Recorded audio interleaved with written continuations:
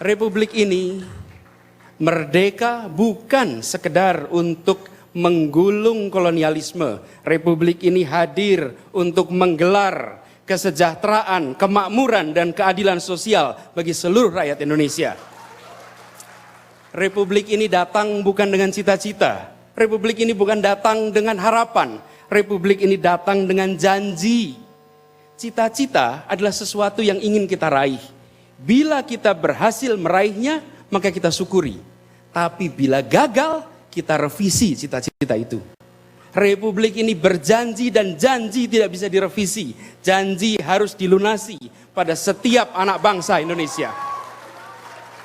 Apa janji Republik ini? Republik ini berjanji melindungi, berjanji mencerdaskan, berjanji mensejahterakan, dan berjanji membuat setiap kita menjadi bagian dari dunia. Janji ini bukan janji pemerintah. Janji ini adalah janji seluruh bangsa Indonesia. Karena itu, saya merasa terpanggil untuk turun tangan, rame-rame melunasi janji kemerdekaan kita. Ini bukan sekedar tanggung jawab pemerintah, ini tanggung jawab kita semua. Karenanya, panggilan ini adalah panggilan untuk sama-sama. Mari kita lunasi janji ini. Kita berjanji melindungi. Artinya apa? Republik ini tidak dirancang untuk melindungi minoritas. Tidak dirancang untuk melindungi mayoritas. Republik ini dirancang untuk melindungi setiap warga negara Indonesia secara tanpa syarat. Siapapun, dimanapun, agama apapun, keyakinan apapun, etnis apapun, bahasa apapun, memiliki hak yang sama untuk mendapatkan perlindungan dari Republik ini. Yang kedua, kita berjanji untuk mensejahterakan. Kita berjanji untuk mencerdaskan. Dan kita lihat di sini, alhamdulillah, hari ini penduduk kita 240 juta orang. Pada saat kita merdeka, penduduk kita sekitar 70-an juta. Ada yang menyebut 73 juta. Dan dari 73 juta itu, 95% buta huruf. Mereka memiliki seluruh persyaratan untuk pesimis. Terbelakang, miskin, tak terdidik. Hari ini penduduk kita 240 juta. Dan 95% buta huruf itu hari ini tinggal 8%. Tak banyak bangsa di dunia yang bisa mengubah dari buta huruf total menjadi melek huruf total seperti sekarang. Tak banyak bangsa di dunia bisa melakukan itu. Dan Indonesia melakukan ini. Dan hari ini kita memiliki seluruh persyaratan untuk optimis. Karena itu kita turun tangan sama-sama membangkitkan optimisme Republik ini.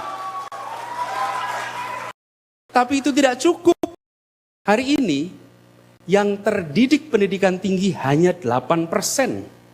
Dan bila kita lihat hari ini, yang berada di ruangan ini, yang bisa berdiri di sini, yang bisa mengelola, yang bisa merasakan kemajuan adalah mereka yang terdidik, mereka yang merasakan manfaat ketercerdasan, mereka yang diangkat naik kelas. 45% lebih hari ini masih berpendidikan SD.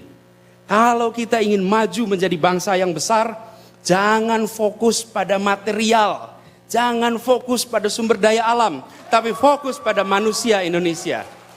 Kunci memajukan Indonesia pada manusianya. Tapi kita sering merasa kekayaan terbesar kita adalah minyak, gas, tambang, laut, hutan. Itu kekayaan, tapi kekayaan terbesar adalah manusia Indonesia. Itu kekayaan terbesar kita. Begitu manusianya terkembangkan, manusianya tercerdaskan, maka seluruh potensi ini bisa diubah menjadi potensi yang membuat kita meraih kesejahteraan. Karena itu saya melihat mengembangkan manusia jadi kunci. Dan saya garis bawahi, mengembangkan manusia bukan semata-mata sumber daya. Kenapa? Karena manusia harus dikembangkan seutuhnya. Dalam mengembangkan ini yang paling krusial hari ini di Indonesia, kita sekarang berapa waktu ini dihantam dengan tsunami korupsi. Korupsi di segala level. Tapi kita harus perhatikan, korupsi adalah gejala. Penyakitnya adalah defisit integritas. Tiadanya integritas, karena itu pendidikan kita adalah untuk membangun integritas, menghasilkan orang-orang jujur, orang-orang berkarakter yang bila diberi amanah, maka dia akan mengubah amanah itu menjadi kebahagiaan, kemajuan, dan kesejahteraan bagi semua.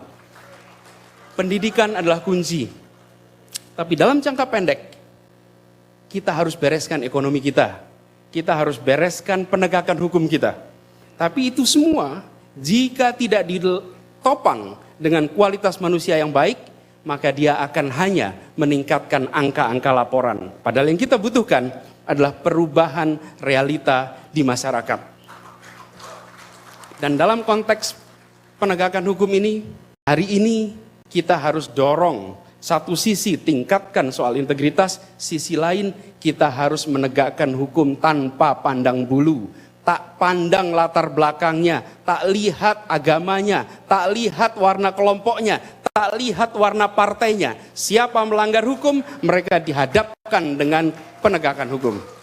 Saya rasa ini menjadi kunci bila kita miliki 3 pilar. Ada pilar ekonomi, ada pilar demokrasi. 2 ini berjalan. Tapi pilar yang ketiga yang menopang adalah kepastian hukum, keadilan, rule of law. Di sini kita perlu hadirkan. Dalam jangka pendek ini, kita harus menghadirkan pilar ketiga melalui kepemimpinan yang efektif, kepemimpinan yang menggerakkan, karena tidak bisa urusan sebesar Indonesia diselesaikan satu orang.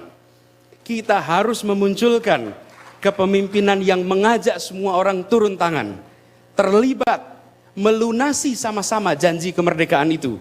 Indonesia ini adalah Indonesia kita semua, milik kita. Mari kita miliki masalah yang ada di bangsa ini. Lalu kita turun tangan rame-rame menyelesaikan masalah yang ada di bangsa ini.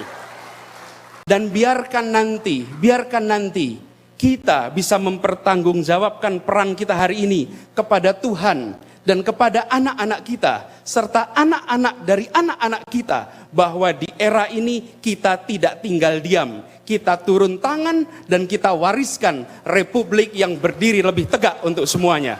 Terima kasih. Assalamualaikum warahmatullahi wabarakatuh.